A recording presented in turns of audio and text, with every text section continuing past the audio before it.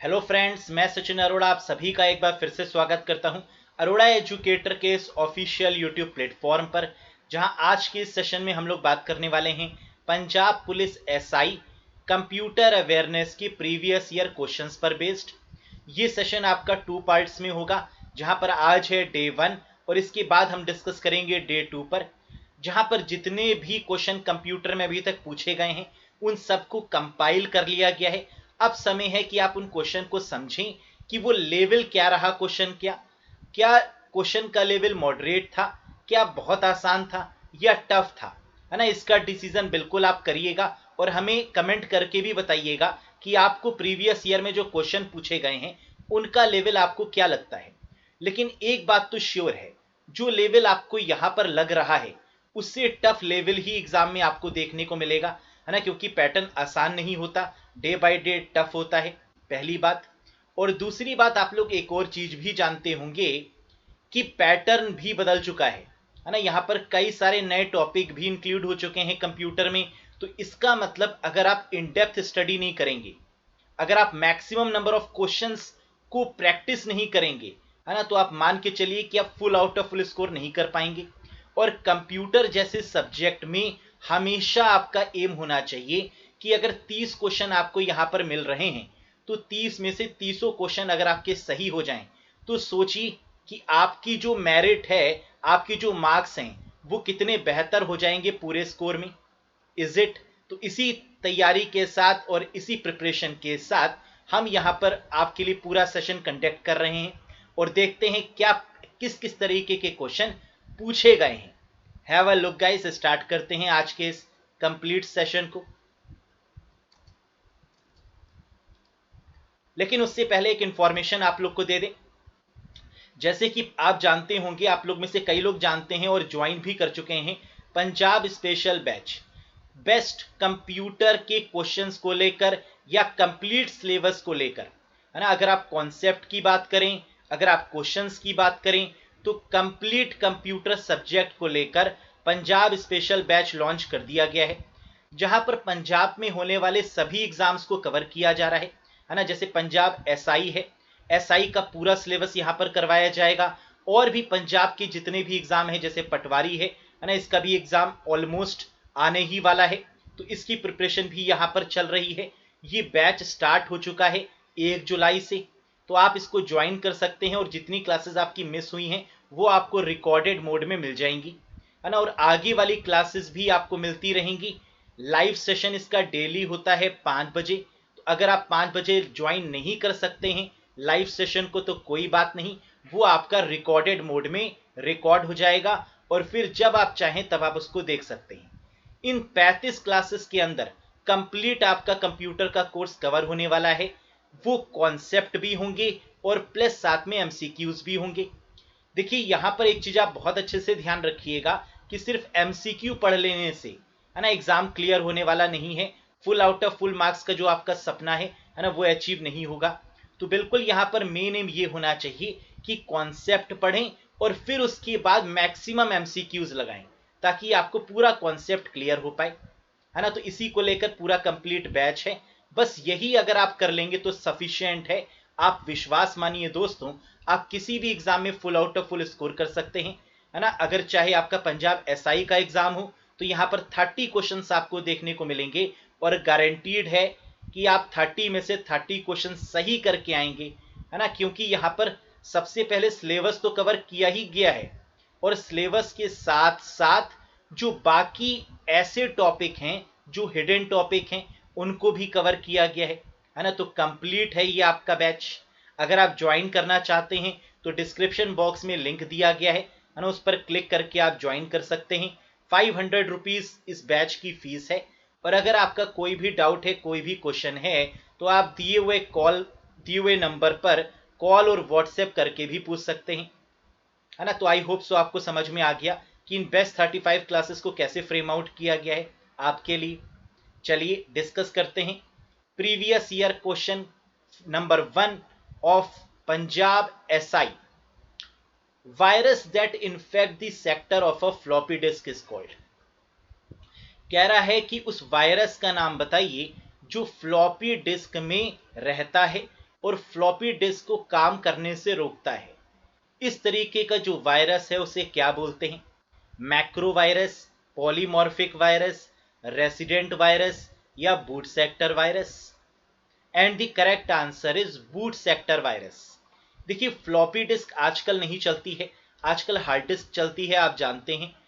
Floppy disk जिस समय चलती थी उस समय ए ड्राइव और बी ड्राइव शो होती थी फ्लॉपी डिस्क में, और फ्लॉपी डिस्क में बूट सेक्टर वायरस एंटर किया जाता था, जिसकी वजह से फ्लॉपी डिस्क काम करना बंद कर देती थी, है ना। तो इसमें आंसर क्या होगा? Boot sector virus. अगला question, this is the building block of CPU. ये सीपीयू का यानी सेंट्रल प्रोसेसिंग यूनिट का, या आप कह सकते हैं प्रोसेसर का एक बिल्डिंग ब्लॉक है, यानी इस पर नींव रखी जाती है प्रोसेसर की। ये क्या है? कंट्रोल यूनिट, एएलयू यानी अर्थमेटिकल लॉजिकल यूनिट, एमयू यानी मेमोरी यूनिट, या फिर रजिस्टर? देखिए, अगर आप ध्यान दें तो ये सभी कहीं ना कहीं सीपीयू के पार्ट हैं, लेकिन बिल्डिंग ब्लॉक हम किसको बोलते हैं? तो आंसर है एएलयू, अर्थमेटिकल लॉजिकल यूनिट को, या अर्थमेटिक लॉजिक यूनिट को। क्लियर है? तो सेकंड बिल्कुल सही जवाब बनता हुआ। अगला question, CPU used in mobile phones called. Mobile phone में यूज होने वाले सीपीयू यानी प्रोसेसर का नाम बताइए। तो मोबाइल फोन में कौन सा प्रोसेसर यूज होता है? या तो सिर्फ प्रोसेसर ही कहते हैं उसको। सीमॉस यानी कॉम्प्लीमेंट्री मेटल ऑक्साइड सेमीकंडक्टर, ये है उसका नाम। फर्मवेयर के नाम से जाना जाता है, या जीपीयू बोलते हैं। क्या लग रहा है आप लोग को, क्या सही जवाब होना चाहिए? Very good, and the correct answer is GPU. बिल्कुल सही जवाब है। जीपीयू का मतलब होता है ग्राफिक प्रोसेसिंग यूनिट, या आप इसको ग्राफिक कार्ड भी बोल सकते हैं, है ना। आपने देखा होगा जो बड़े बड़े गेमर्स होते हैं वो अपने लैपटॉप में, अपने कंप्यूटर में ग्राफिक कार्ड को लगाते हैं, है ना। जो बड़े बड़े प्रोग्रामर्स होते हैं वो भी यही करते हैं, जिससे कि उनका जो सिस्टम है वो बहुत स्मूथ चलने लगे और हैवी हैवी प्रोग्राम्स का भी लोड उठा पाए। तो इसी का यूज होता है मोबाइल फोन में, जिसको जीपीयू यानी ग्राफिक्स प्रोसेसिंग यूनिट के नाम से जाना जाता है। अगला question guys, name the first mobile operating system. दुनिया का सबसे पहला मोबाइल ऑपरेटिंग सिस्टम कौन सा है? मोबाइल पर चलने वाले तो बहुत सारे हैं, है ना। जैसे एंड्रॉयड बहुत फेमस है, एप्पल के केस में आईओएस है, लेकिन पहला मोबाइल ऑपरेटिंग सिस्टम कौन सा बना? एंड्रॉयड, इंटरनेट एक्सप्लोरर, वीएलसी या Symbian? And the correct answer is Symbian. Symbian Nokia के द्वारा बनाया गया था, और नोकिया के जितने भी मोबाइल फोन्स थे, शायद आपने नोटिस किया हो तो आपको पता होगा कि उसमें सिम्बियन ऑपरेटिंग सिस्टम ही था। ठीक, तो आंसर क्या होगा? सिम्बियन सबसे पुराना। लेकिन जैसे जैसे नोकिया की मार्केट डाउन होती चली गई, वैसे वैसे सिम्बियन ऑपरेटिंग सिस्टम भी मार्केट से आउट होता चला गया। यूनिक्स आप जानते हैं एक ऑपरेटिंग सिस्टम है। ये किस तरीके का ऑपरेटिंग सिस्टम है? Single user single tasking, single user multitasking, multi user multitasking, या एम्बेडेड ऑपरेटिंग सिस्टम? तो आंसर है यूनिक्स और लाइनेक्स जैसे ऑपरेटिंग सिस्टम, जो कि काफी पावरफुल होते हैं और ये सर्वर्स में ज्यादातर देखने को मिलते हैं। तो इनका काम होगा मल्टी यूजर मल्टीटास्किंग, यानी आंसर आपका सही होगा third one, multi user multitasking. Clear है गाइस? अगला क्वेश्चन, कंट्रोल के इज यूज्ड फॉर। शॉर्टकट की पूछी जा रही है कि कंट्रोल के का इस्तेमाल किस लिए किया जाता है? प्रोग्राम्स को किल करने के लिए, कर्नल में जाकर सेटिंग्स को बदलने के लिए, किलोबाइट के रिस्पेक्ट में, या हाइपर लिंक को इंसर्ट करने के लिए? तो बिल्कुल सही आंसर है, हाइपर लिंक के केस में कंट्रोल के का यूज किया जाता है, और हाइपर लिंक को इंसर्ट करने के लिए कंट्रोल के शॉर्टकट की होती है। बहुत ही इंपॉर्टेंट है ना। और देखिए, सारे इंपॉर्टेंट क्वेश्चन ही एग्जाम में पूछे भी जाते हैं। Very good. Touch screen is, जैसे कि फंडामेंटल्स ऑफ कंप्यूटर से ही ये क्वेश्चन है। टच स्क्रीन पूछ रहा है कि जो टच स्क्रीन होती है वो इनपुट डिवाइस है, आउटपुट डिवाइस है, दोनों तरीके की डिवाइस है, या नन ऑफ दीज है? तो क्या लगता है आप लोग को कि जो मोबाइल आपका टच स्क्रीन होता है है ना, जिस पर आप फिंगर से ऑपरेट करते हैं, या स्टाइलस भी मिलता है ऑपरेट करने के लिए टच स्क्रीन पर ना, सैमसंग वाले मोबाइल फोन्स में आपने देखा भी होगा। तो अब आप मुझे ये बताइए कि टच स्क्रीन कैसी है। कुछ लोग कहेंगे इनपुट है, कुछ लोग कहेंगे कि सर स्क्रीन है तो आउटपुट होगा, लेकिन याद रखिएगा कि ये इनपुट और आउटपुट दोनों हैं। तो बोथ ऑफ दीज यहां पर बिल्कुल सही आंसर होता हुआ। अगला question, cookies are saved in, internet से क्वेश्चन है ये। कह रहा है जो इंटरनेट पर कुकीज होती हैं वो सेव कहां पर होती हैं। क्लाइंट के साइड पर, सर्वर साइड पर सेव होती हैं, क्लाइंट एंड सर्वर दोनों साइड पर सेव होती हैं, या ओनली ऑन आईएसपी यानी इंटरनेट सर्विस प्रोवाइडर की पॉइंट ऑफ व्यू पे होती हैं। तो ये होती कहां पर हैं कुकीज। तो कुकीज बेसिकली आपके इंटरनेट पर डेटा को एक तरीके से हिस्ट्री के फॉर्म में मेंटेन करती है, और सर्वर उसको ले लेता है जब चाहे, है ना। तो ये एक तरीके की टेक्स्ट फाइल होती है जो क्लाइंट के सिस्टम में सेव होती है। तो क्लाइंट भी बोल सकते हैं और ब्राउज़र भी बोल सकते हैं।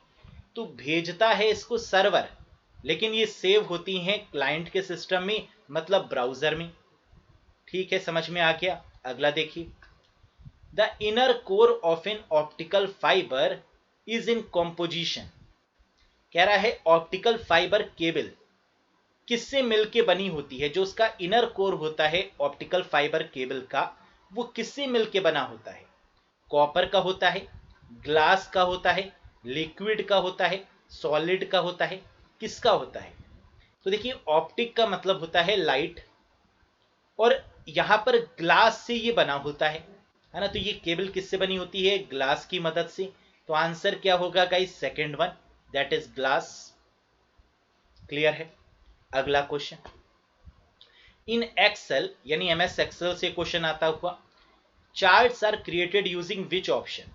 एमएस एक्सेल में अगर आपको चार्ट इंसर्ट करने हैं या क्रिएट करने हैं, बनाने हैं चार्ट, जैसे पाई चार्ट, बार चार्ट, तो इसको किस ऑप्शन से हम क्रिएट करते हैं। पाइवट टेबल, पाई चार्ट से, बार चार्ट से, या चार्ट विजर्ड से। तो आंसर है इसका चार्ट विजर्ड। तो एक्सेल में जाएंगे, इंसर्ट में जाएंगे और चार्ट विजर्ड पे जाएंगे, है ना। तो आप चार्ट को इंसर्ट कर सकते हैं, या इसकी एक शॉर्टकट की भी होती है, और वो है आपकी F11, है ना। F11 की मदद से भी आप चार्ट को इंसर्ट कर सकते हैं। तो याद रखिएगा इस चीज को। The shortcut key to repeat the last action in MS Excel. MS Excel में जो लास्ट एक्शन है उसको रिपीट करने के लिए कौन सी शॉर्टकट की दी हुई है। F5, F2, F7 या F4, यानी फंक्शन की आपसे पूछी गई है। तो आंसर है F4। F4 का यूज करते हैं एक तरीके से लास्ट एक्शन को दोबारा से रिपीट करने के लिए। क्लियर है।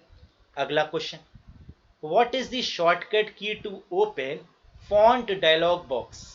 अगर आप फॉन्ट डायलॉग बॉक्स को ओपन करना चाहते हैं तो इसके लिए कौन सी शॉर्टकट की का इस्तेमाल किया जाता है। Control F, control alt control F, control D, या कंट्रोल शिफ्ट के साथ D। And the correct answer is control D is used to open font dialog box, यानी कंट्रोल के साथ D बिल्कुल सही आंसर है। कंट्रोल F का इस्तेमाल तो फाइंड के लिए करते हैं, जबकि कंट्रोल D का इस्तेमाल फॉन्ट डायलॉग बॉक्स को ओपन करने के लिए। अगला question, which of the following is not a font style. इनमें से कौन सा फॉन्ट का स्टाइल नहीं है। बोल्ड, इटैलिक, रेगुलर, या सुपरस्क्रिप्ट। तो सुपरस्क्रिप्ट या सबस्क्रिप्ट ये फॉन्ट स्टाइल में काउंट नहीं होते हैं, जबकि फॉन्ट का स्टाइल होता है बोल्ड, इटैलिक या रेगुलर, है ना। तो यानी आंसर यहां पर क्या होगा, कौन सा गलत है, सुपरस्क्रिप्ट आपका गलत है। अगला क्वेश्चन, अटेम्प्ट टू गेन और चेंज आईपी एड्रेस और डीएनएस इज कॉल्ड। कह रहा है आईपी एड्रेस को बदलना या डोमेन नेम सिस्टम को बदलने की प्रक्रिया को क्या बोला जाता है। और ये इलीगल होता है। अगर आप आईपी एड्रेस बदल देंगे या अपने सिस्टम का डीएनएस बदल देंगे तो ये एक तरीके से इलीगल है। तो इस तरीके की एक्टिविटी को क्या बोलते हैं, स्निफिंग, स्पूफिंग, फिशिंग, या spooling. Absolutely and the correct answer is spoofing बोला जाता है आईपी एड्रेस और डीएनएस को चेंज करना। क्लियर है। आईपी स्पूफिंग भी होती है, ईमेल स्पूफिंग भी होती है ना। ईमेल के द्वारा जो फ्रॉड होता है उसको ईमेल स्पूफिंग भी बोलते हैं। तो this is called spoof. Next, type of virus that keeps changing type and signature of virus. कह रहा है उस वायरस का नाम बताइए जो अपने सिग्नेचर, अपने आप को पल पल बदलता है। ऐसा वायरस क्या कहलाता है? Ransomware, polymorphic virus, boot sector virus या वॉर्म? तो आंसर है वो वायरस जो अपने सिग्नेचर, अपने टाइप, अपनी करेक्टरिस्टिक को बदलता रहता है, उसे बोलते हैं पॉलीमॉर्फिक वायरस। पॉलीमॉर्फिक का मतलब होता है मोर देन वन फॉर्म, है ना। तो जो पल पल अपने आप को बदल लेता है, जैसे कि कोरोना वायरस, है ना, ये भी अपने फॉर्म को बदलता है। एग्जैक्टली और नॉट, है ना। जैसे कि आप जानते हैं नए नए नए वेरिएंट आ रहे हैं, तो अभी पहला वेरिएंट खत्म नहीं होता है, दूसरा वेरिएंट, दूसरा वेरिएंट खत्म नहीं होता है, तीसरा वेरिएंट आ जाता है ना। तो कुछ इसी तरीके से काम करता है पॉलीमॉर्फिक वायरस भी। तभी ये ज़्यादा खतरनाक है ना, क्योंकि जब इसको आइडेंटिफाई नहीं कर पाएंगे तो इसको डीएक्टिव कैसे करेंगे, है ना, इसको किल कैसे करेंगे, इसमें कौन सा एंटीवायरस अप्लाई करेंगे, तो ये भी पकड़ पाना काफी मुश्किल काम है। समझ गए? अगला question, the personal computer industry, PC हम लोग बोलते हैं पर्सनल कंप्यूटर को, है ना। तो ये जो पर्सनल कंप्यूटर इंडस्ट्री है वॉज स्टार्टेड बाय, किसके द्वारा शुरू की गई? आईबीएम के द्वारा, एप्पल के द्वारा, कॉम्पैक के द्वारा या एचसीएल के द्वारा? तो क्या लगता है इन कंपनीज में से सबसे पहले पर्सनल कंप्यूटर किसने बनाया होगा और किसने स्टार्ट करी होगी industry? Very good, and the correct answer is IBM. International business machine सबसे पुरानी कंपनी है और इसी के द्वारा पर्सनल कंप्यूटर का कॉन्सेप्ट शुरू किया गया था। अगला question, microprocessor can be use to make, कह रहा है जो माइक्रो प्रोसेसर होता है ना, जिसको जो फोर्थ जनरेशन में काउंट किया जाता है, इसका इस्तेमाल किसमें किसमें किया जा सकता है? कंप्यूटर में, डिजिटल सिस्टम में, कैलकुलेटर्स में या ऑल ऑफ दी अबव? तो बहुत सिंपल है ये क्वेश्चन। देखिए, कंप्यूटर में तो माइक्रो प्रोसेसर चिप का यूज होता ही है और इसी की वजह से जो बड़े बड़े कंप्यूटर्स थे वो लैपटॉप में कन्वर्ट हो पाए, वो पाल्म टॉप पे कन्वर्ट हो पाए। डिजिटल सिस्टम, ये भी सही बात है, जितने भी डिजिटल गैजेट्स हैं उन सब में माइक्रो प्रोसेसर का यूज होता है और कैलकुलेटर्स में भी माइक्रो प्रोसेसर का इस्तेमाल होता है। तो आंसर हो जाएगा ऑल ऑफ दी अबव यानी फोर्थ। अगला question, the digital computer was developed primarily in, जो डिजिटल कंप्यूटर है इसको कहां पर डेवलप किया गया सबसे पहले? तो सबसे पहले डिजिटल कंप्यूटर किस देश ने डेवलप किया, है ना, शायद यही पूछा जा रहा है। Very good, USSR, Japan, USA या यूके के द्वारा? And the correct answer is America के द्वारा, मतलब यूएसए के द्वारा सबसे पहले डिजिटल कंप्यूटर डेवलप किया गया। क्लियर है? अगला question, founder of Gmail, Gmail जैसे कि आप लोग जानते हैं कि ये गूगल का प्रोडक्ट है ना, गूगल का मेल है जिसको जीमेल बोलते हैं। जीमेल के पापा यानी फाउंडर कौन है, नाम बताइए? Bill Gates and Paul Allen, Dennis Ritchie, Paul Buchheit, Jerry Yang या डेविड फिलो? क्या लग रहा है आपको कौन है फाउंडर ऑफ जीमेल? देखिए, बिल गेट्स और पॉल एलन ये तो माइक्रोसॉफ्ट के फाउंडर हैं, है ना। माइक्रोसॉफ्ट के फाउंडर बिल गेट्स और पॉल एलन दोनों हैं। डेनिस रिच्ची काफी पॉपुलर नाम, इन्होंने सी प्रोग्रामिंग लैंग्वेज पर काम किया था, तो founder of C language Dennis Ritchie हैं। पॉल बुचीट, बिल्कुल ये हैं फाउंडर ऑफ जीमेल, तो आंसर यहां पर आपका होगा Paul Buchheit is known as the founder of Gmail. जबकि Jerry Yang and David Filo ये याहू मेल के फाउंडर हैं ना। याहू मेल भी आपने नाम सुना होगा, काफी पॉपुलर है। तो याहू मेल के फाउंडर हैं जेरी यांग एंड डेविड फिलो। हो सकता है इस बार ये क्वेश्चन पूछ लिया जाए। अगला question guys, compiler convert source code into, कह रहे हैं कंपाइलर होता है वो क्या करता है, सोर्स कोड को कन्वर्ट करता है किसमें? आंसर है मशीन कोड में और मशीन कोड को ऑब्जेक्ट कोड भी बोलते हैं। तो या तो ऑप्शन में मशीन कोड होगा या ऑप्शन में ऑब्जेक्ट कोड होगा। ये दोनों ही आंसर आपके वैलिड हैं। तो यहां पर दिख रहा है हमें ऑब्जेक्ट कोड, इसलिए वैलिड आंसर होगा ऑब्जेक्ट कोड। समझ में आ गया है? तो आई होप कि आपको ये 20 क्वेश्चन तो समझ में आए होंगे।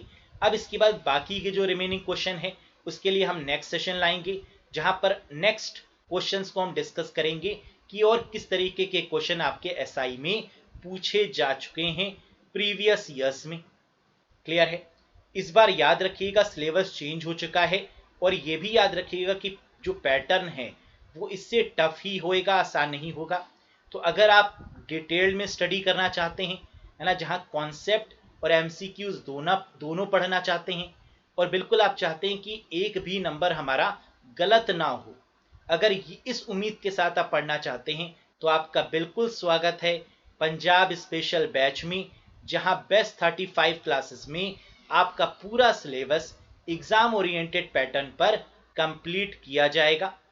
डेली ये क्लास लाइव चलती है 5 o'clock पर, 5 to 6 एक घंटे का ये सेशन रहता है ना, और यहाँ पर आपको पीडीएफ भी प्रोवाइड की जाती है। तो अगर आप जुड़ना चाहते हैं तो लिंक डिस्क्रिप्शन बॉक्स में दिया हुआ है, उस पर क्लिक करके आप ज्वाइन कर सकते हैं। अगर कोई भी क्वेरी, कोई भी सवाल, कोई भी डाउट है तो आप दिए हुए नंबर पर कॉल या व्हाट्सएप करके भी पूछ सकते हैं। अगर कॉल रिसीव ना हो तो अपना मैसेज व्हाट्सएप के थ्रू भी आप छोड़ सकते हैं। Thank you very much guys, आज के लिए बस इतना ही, है ना। बाकी यहाँ पर हमने ये भी दिखाया हुआ है कि जो एसआई का सिलेबस है ना, वो कुछ इस तरीके से हो चुका है, जहाँ पर fundamentals, basic of operating system, computer hardware, MS Office, internet, World Wide Web, social media platforms जैसे Facebook, Instagram, Twitter, LinkedIn, Signal और भी बहुत सारे, है ना। कू ऐप काफ़ी इंपॉर्टेंट है, इनके बारे में, web search engine, VoIP communication, हल्का नहीं डिटेल में पढ़ने की रिक्वायरमेंट है, क्योंकि पैटर्न टफ आएगा ये डैम श्योर है। और जब तक आप डिटेल में नहीं पढ़ेंगे तब तक आप स्कोर कर ही नहीं पाएंगे कंप्यूटर में, ये भी डैम श्योर है। Mobile phones application, WhatsApp, signal, etc. देखो ईटीसी लिखने का मतलब ही यही है कि वो इन डेप्थ पूछेंगे, है ना। व्हाट्सएप के बारे में इन डेप्थ, सिग्नल के बारे में अच्छी खासी नॉलेज आपके पास में होनी चाहिए। बेसिक्स ऑफ डेटा इंक्रिप्शन और बेसिक्स ऑफ साइबर सिक्योरिटी, इन सब को लेकर आपका ये बैच यूजफुल है। हर एक टॉपिक को यहाँ पर कवर किया जाएगा। तो that's all for today guys, thank you very much. Session पसंद आया हो तो लाइक करिएगा, अपने सभी फ्रेंड्स के साथ में जरूर शेयर करिएगा, ताकि सब इस सेशन का बेनिफिट उठा पाए। और साथ ही साथ अगर आप चैनल पर नए हो तो सब्सक्राइब जरूर करिएगा, जिससे कि हमें भी मोटिवेशन मिले। तो मिलेंगे बहुत जल्द एक नए वीडियो में, तब तक के लिए bye bye and take care. Thank you very much guys.